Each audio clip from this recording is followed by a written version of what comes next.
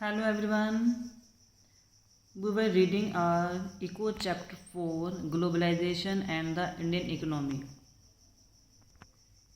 And today we will continue with our topic World Trade Organization.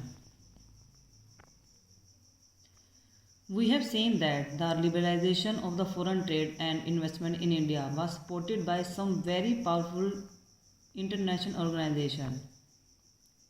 And these organization according to these organization, अब ये organisation क्या कहते हैं कि जितने भी बैरियर्स हैं लगे होते हैं, ट्रेड बैरियर्स, वो क्या है फॉरेन ट्रेड और इन्वेस्टमेंट के लिए काफ़ी हार्मफुल है, नुकसानदायक है. So according to them there should be no barriers. तो उनके अकॉर्डिंग कोई भी फॉरेन ट्रेड के ऊपर, इन्वेस्टमेंट के ऊपर किसी भी तरह का बैरियर नहीं होना चाहिए. And World Trade Organization, short form is WTO, is organization whose aim is to liberalize international trade. उसका क्या मोटिव है कि जितने भी तरह का इंटरनेशनल ट्रेड है उसको लिबरलाइज किया जाए, उस पर किसी भी तरह का बैरियर ना हो. तो started as the initiative of the developed countries, WTO establish rules. तो WTO ने यानी कि वर्ल्ड ट्रेड ऑर्गेनाइजेशन ने क्या किया, कुछ रूल्स बनाए रिगार्डिंग इंटरनेशनल ट्रेड. और रूल्स बनाने के बाद ये कि बना के छोड़ दिए, वो साथ साथ चेक भी करती है कि रूल्स आर ओबेड और not. And as on July 2016 nearly 165 countries of the world are currently members of the WTO. जुलाई 2016 के डाटा के अकॉर्डिंग क्या है, 165 जो कंट्रीज हैं WTO की मेंबर्स हैं. WTO is suppose to allow a free trade for all. तो मेन रीज़न क्या है लिबरलाइज करने की, सभी फ्री होकर पूरे वर्ल्ड में ट्रेड कर सकें. तो ऑन द अनदर हैंड क्या है कि WTO रूल्स है फोर्स टू. अब जो डेवलपिंग कंट्रीज़ हैं उनको क्या नीड है कि वो लिबरलाइज करें, किसी को भी अपनी कंट्री में ट्रेड करने दें. तो WTO रूल्स अकॉर्डिंग टू जो WTO के रूल्स हैं उसके अकॉर्डिंग क्या है, वो फोर्स करती है डेवलपिंग कंट्रीज़ को भी to remove the trade barriers.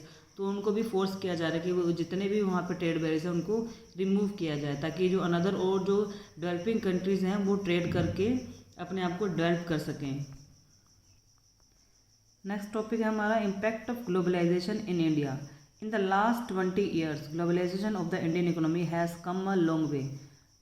Last जो 20 ईयर से देखें जो ग्लोबलाइजेशन इंडियन इकोनॉमी की वो सारी एक साथ मिलजुल कर आगे आई है. But has be its effect on the lives of people. अब इसके क्या इफेक्ट्स पड़े हैं लोगों की लाइफ के ऊपर. Globalisation and greater competition among producer both local and foreign producer has been of advantage of consumers.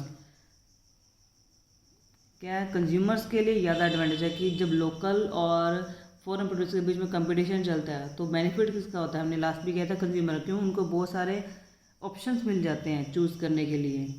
As a result क्या है, these people today enjoy much higher standards of living than was possible earlier. जो पहले उनका higher standard possible नहीं था, आज काफ़ी सारे ऑप्शन की वजह से अब वो पॉसिबल हो चुका है.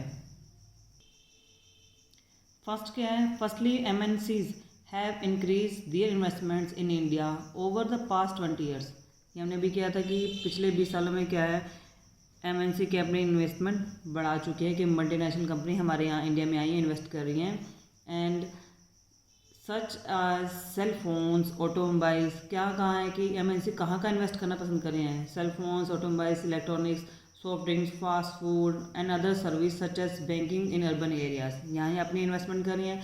And this products have a large number of buyers. तो इन सबको क्या है, ये वो वहाँ MNCs मल्टीनेशनल कंपनीज क्या देखती हैं जहाँ जिनको ज़्यादा से ज़्यादा प्रॉफिट हो सके, और ज़्यादा से ज़्यादा प्रॉफिट उनको इन चीज़ों में मिल रहा है. क्यों, क्योंकि बायर्स जो लोग हम कंज्यूमर्स हैं इन चीज़ों को सबसे ज़्यादा खरीदते हैं.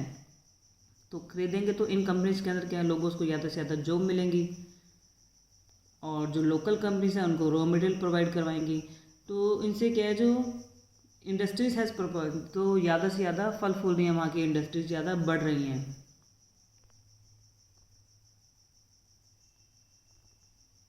सेकेंड क्या है कि several of the top Indian companies have been able to benefit from the increase competition. इस कंपटीशन की वजह से क्या है, काफ़ी से जो इंडियन कंपनीज हैं उनका बेनिफिट हो रहा है. They have invest in newer technology. तो क्या है, जब MNC कुछ एक कंपनीज में इन्वेस्ट करती हैं तो उनको क्या है होता है, नई टेक्नोलॉजी मिलती है, नई प्रोडक्शन के मेथड मिलते हैं और उनका प्रोडक्शन इंक्रीज़ होता है। And some have gain from successful collaboration. और कई बार क्या होते हैं कि कुछ कंपनीज़ को एमएनसी हमने पीछे पढ़ा था अभी कि वो पूरी तरह से परचेज़ कर लेती है, तो उनको वहाँ भी बेनिफिट हो रहा है। एक तो परचेज़ कर लिया, दूसरा कोलैबोरेट कर लिया, यानी कि किसी अनदर कंपनी में मिक्स कर लेना बाय एमएनसीज, तो यहाँ भी उनका बेनिफिट हो रहा है।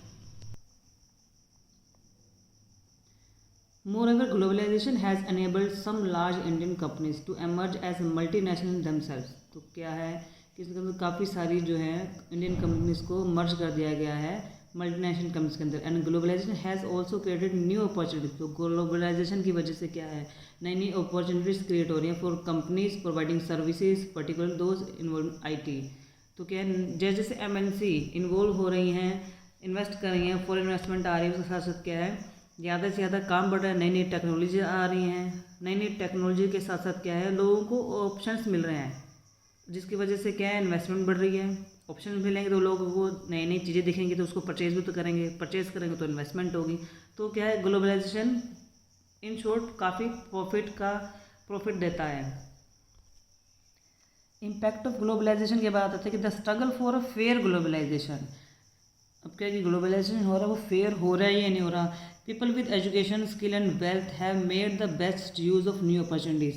जिनके पास अच्छे एजुकेशन है, स्किल है, वेल्थ है, वो तो नई अपॉर्चुनिटी का अच्छे से यूज़ कर सकते हैं। But on the another hand क्या है कि there are many people who have not share the benefits. जिनको उन बेनिफिट्स का कोई लाभ नहीं होता है, कोई बेनिफिट नहीं होता है। फेयर ग्लोबलाइजेशन क्या होता है, उसके अंदर क्या है कि जब एक्चुअल में फेयर ग्लोबलाइजेशन होगा then would create opportunity for all. सबके लिए सेम अपॉर्चुनिटीज़ देंगे एंड जो बेनिफिट्स भी हैं वो भी सबके साथ इक्वल शेयर होगा। ये नहीं कि किसी ज़्यादा के साथ कम होगा। The government can play a major role. तो इसके अंदर क्या गवर्नमेंट एक मेन रोल प्ले करती है इसके अंदर। कैसे इट्स पॉलिसीज़, वो ऐसी पॉलिसीज़ बना सकती है कि जो लोगों को प्रोटेक्ट करे ऐसे इंटरेस्ट से, not only the rich powerful people से, बल्कि जो कंट्री के जो पुअर लोग हैं उनको भी ऐसी पॉलिसीज़ प्रोवाइड करे ताकि वो भी अपने इंटरेस्ट दिखाएं ऐसी पॉलिसीज़ के अंदर। And it can supports more producers to improve their performance till the time they become strong enough to compete. जब तक वो किसी बड़ी कंपनी से कम्पीट करने के लायक नहीं हो जाते तो उनको सपोर्ट करे ऐसी कंपनीज़ को। And if necessary the government can use trade and barrier. अगर कहीं कहीं लगता है कि हमारी फॉर एग्जांपल इंडिया की गवर्नमेंट को लगता है कि हम कम्पीट नहीं कर पा रहे, तो वो वहाँ उस ट्रेड के हमने पीछे भी पढ़ा था कि गवर्नमेंट के पास ऐसे राइट्स होते हैं किसी भी कंट्री की, वो ट्रेड पे कितना बैरियर लगाना है, किस तरीके से लगाना है, ये राइट्स होते हैं उसके पास। तो जहाँ भी किसी कंट्री गवर्नमेंट को लगे कि ये हमारा कोई भी तरह का प्रोडक्ट है अनदर कंट्री साथ कम्पीट नहीं कर पा रहा, तो उस पर ट्रेड एंड बैरियर्स लगा सकती है। तो फेयर ग्लोबलाइजेशन क्या हुआ, creating opportunities for all and insuring that the benefits of globalisation are shared better. ये होता है कि fair globalisation. And in short, while globalization has benefited well-off consumers and also producers with skill, education and wealth, many small producers and workers have suffered as a result of the rising competition। क्या है कि जैसे जैसे competition बढ़ता जाएगा, जो lower companies हैं उनके लिए क्या है कंपटीशन डे बाय डे बढ़ता जाएगा, तो ये फेयर ग्लोबलाइजेशन नहीं होगा। तो उसके अंदर क्या है कि फेयर ग्लोबलाइजेशन वुड क्रिएट, तो अभी मैंने बताया था आपको कि फेयर ग्लोबलाइजेशन के अंदर क्या है कि वो सबको इक्वल अपॉर्चुनिटी दे और इंश्योर करे, इस बात के लिए श्योर हो कि इसके अंदर क्या सबको जो बेनिफिट है सबके बेटर के लिए हो, जो बेनिफिट है सबके लिए इक्वल शेयर में हो।